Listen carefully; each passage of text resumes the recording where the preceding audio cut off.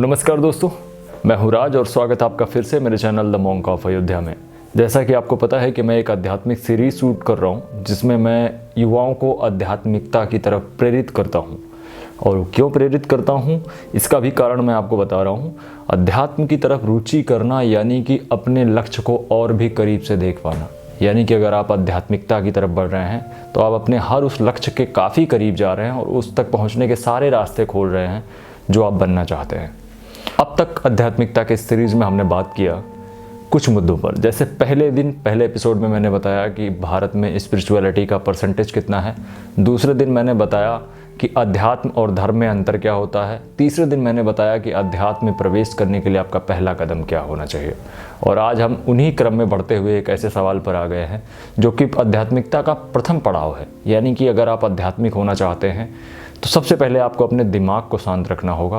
और आज के वीडियो में हम सीखेंगे कि दिमाग को शांत कैसे रखा जाता है, दिमाग को कैसे शांत किया जा सकता है। A calm mind can handle any storm. एक शांत दिमाग बड़े से बड़ी मुसीबत को बड़ी आसानी से हल कर सकता है। एक व्यक्ति हड़बड़ाहट वाला होगा, उससे कुछ न कुछ उल्टा सीधा या कुछ घटनाएं ज़रूर हो जाएंगी, लेकिन अगर व्यक्ति का दिमाग शांत है तो हर मुसीबत को बड़ी आसानी से झेल लेगा। और उसी क्रम में आज हम बढ़ रहे हैं, दिमाग को शांत करने की विधि बताने जा रहा हूं मैं आपको। सबसे पहला सवाल ये आता है कि मन को शांत करना है, अर्थात हर व्यक्ति का मन अशांत है। मन अशांति के कई कारण होते हैं। सबसे पहले इन कारणों में समझते हैं इन चीज़ों को। सबसे पहले हम पछतावा करते हैं कुछ चीज़ों पे। यार हमसे ये हो गया, हमने ये कर दिया, हमसे ये नहीं होना चाहिए था। क्या आप पछतावा करके उस बीते हुए पल में कोई परिवर्तन ला सकते हैं? और यदि आप ला सकते हैं तो आपका पछतावा करना जायज़ है। और जब आप आध्यात्मिक हो जाएंगे तो ये चीज़ें आपको समझ में आने लगेंगी कि जो बीत गया वो बीत गया, उस पर परिवर्तन नहीं किया जा सकता है। पछतावा। दूसरा होता है भविष्य की चिंता, मैं ऐसा कर पाऊंगा या नहीं कर पाऊंगा। तीसरा होता है डर, मैं ऐसा कर दूंगा तो ऐसा नहीं हो जाएगा। चौथा होता है अपने बीते हुए कलों पर डिस्कशन करना, जो भी चीज़ें बीत चुकी हैं हम पे उन पर डिस्कशन करना। हमारे अंदर पछतावा, तनाव, चिंता, ये सब चिंता के कारण हैं। इनसे मुक्त होने के लिए आपके दिमाग को शांत होना पड़ेगा। और दिमाग शांत केवल एक माध्यम से हो सकता है, वो है अध्यात्म। और अध्यात्म के पहले चरण से, यानी कि आपको मेडिटेशन करना होगा, दिमाग को शांत रखना होगा। और आज के वीडियो में मैं आपको मेडिटेशन की प्रक्रिया को सिखाऊंगा।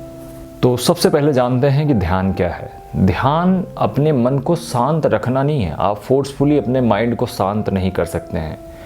इस दिमाग को शांत करने के लिए सबसे पहले आपको उन घटनाओं को देखना होगा जो कुछ हो रहा है, जो चल रहा है, जो हमारे जीवन में चल रहा है, अच्छा बुरा, सबको शांत से शांत, एकदम शांत दिमाग से बैठकर देखना और अपने ध्यान को केंद्रित करना कि आप क्या हैं। आप इन चीज़ों में होने वाली घटित होने वाली घटनाओं में आप क्या परिवर्तन ला सकते हैं। क्या आपके हाथ में कुछ है? भगवान श्री कृष्ण गीता में कहते हैं कि मेरी इच्छा के विरुद्ध इस सृष्टि में एक पत्ता नहीं हिलता है। और यदि श्री कृष्ण उस पत्ते को हिला रहे हैं तो क्या आप में इतनी क्षमता है कि आप उस ईश्वर को रोक सकें जिसने आपको बनाया है, जिसने इतनी बड़ी सृष्टि को बनाया है? उसको आप रोक सकते हैं? आपके हाथ में कुछ नहीं होता है। आपको बस चुपचाप चीज़ों को देखना और समझना होता है।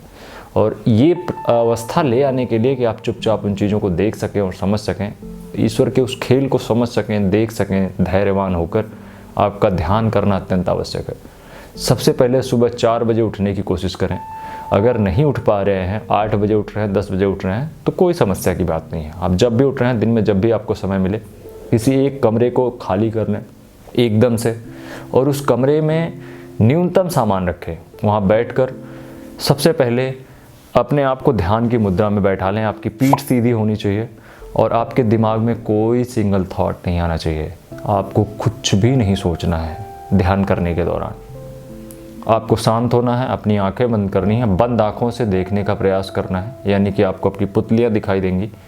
और अपनी श्वासों पर ध्यान केंद्रित करना है। श्वासों पर ध्यान क्यों केंद्रित करना है ये भी मैं आपको बताता हूँ। श्वास मेरे, आपके और परमात्मा के बीच की एक कड़ी है। आपसे ईश्वर का जुड़ाव केवल श्वासों के माध्यम से है। जब तक ये चल रहा है तब तक आपका ईश्वर से कनेक्शन है। जिस दिन ये ख़त्म, आपकी बॉडी को लोग ले जाएंगे और गंगा में जला देंगे, किसी धर्म में दफना देते हैं।